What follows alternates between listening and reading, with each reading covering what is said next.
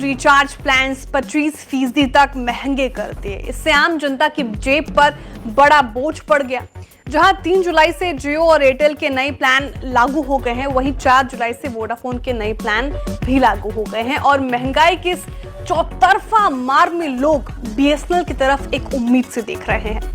लेकिन बाजार की ये जंग बीएसएनएल आखिर जीतेगी कैसे?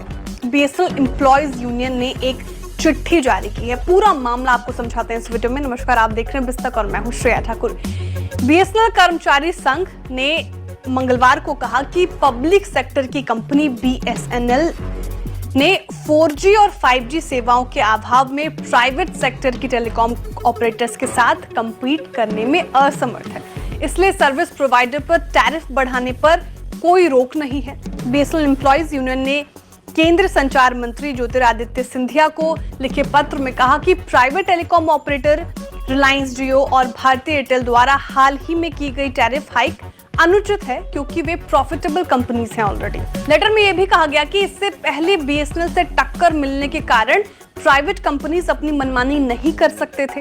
हालांकि अब तस्वीर बदल गई है। बीएसएनएल आज तक अपनी 4G और 5G सेवाएं शुरू नहीं कर पाया है, जिसके कारण निजी ऑपरेटरों के साथ कम्पीट करने में असमर्थ है और इस तरह उनकी मनमानी टैरिफ हाइक को रोक नहीं पा रहा।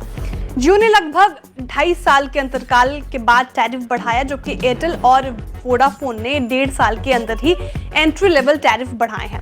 अब यूनियन ने कहा कि टेलीकॉम ऑपरेटरों का ये दावा भ्रामक है कि टैरिफ में बढ़ोतरी ARPU बढ़ाने के लिए की गई है। निजी कंपनियां यानी प्राइवेट कंपनीज के लिए अपने टैरिफ में इतनी बढ़ोतरी करने का कोई कारण नहीं है और ये ध्यान रखना जरूरी है कि रिलायंस जियो ने 2023-24 में 20,607 करोड़ रुपए का मुनाफा कमाया है और एयरटेल ने इसी दौरान 7,467 करोड़ रुपए का मुनाफा कमाया है।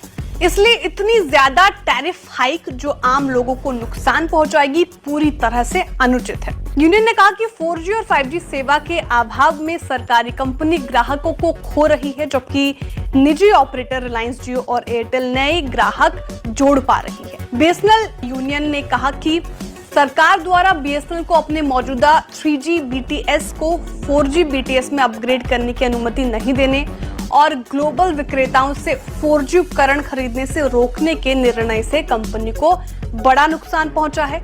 लेटर में यह भी कहा गया कि बीएसएनएल को रिलायंस जियो और एयरटेल के समान नोकिया, एरिक्सन और सैमसंग जैसे ग्लोबल विक्रेताओं से 4G उपकरण खरीदने पर रोक लगा दी गई है। इसके बजाय बीएसएनएल को अपने 4G उपकरण केवल स्वदेशी उपकरण निर्माताओं से खरीदने के लिए मजबूर किया जा रहा है, जिससे बीएसएनएल की 4G के साथ साथ 5G सेवा शुरू करने में काफी देरी हुई है। यूनियन ने यह भी कहा कि पूर्व दूरसंचार मंत्री अश्विनी वैष्णव ने मई 2023 में कहा था कि बीएसएनएल कुछ ही हफ्तों में अपनी 4G सेवा शुरू कर देगी और दिसंबर तक इसे 5G में अपग्रेड कर दिया जाएगा। लेकिन अभी तक सरकारी कंपनी 4G सेवा शुरू नहीं कर पाई है और 5G तो दूर की बात है। देखिए, अभी बीएसएनएल के सामने 2 बड़ी चुनौतियां हैं। पहला, बीएसएनएल को अपने मार्केट शेयर को बढ़ाने की जरूरत है। मौजूदा समय में बीएसएनएल देश की 4थी बड़ी टेलीकॉम कंपनी है और TRI के आंकड़ों के मुताबिक अगर आप देखें तो जियो का 40.3% शेयर है, जबकि एयरटेल का 33.1% और वोडाफोन आइडिया का 18.8% का शेयर है और वही बीएसएनएल का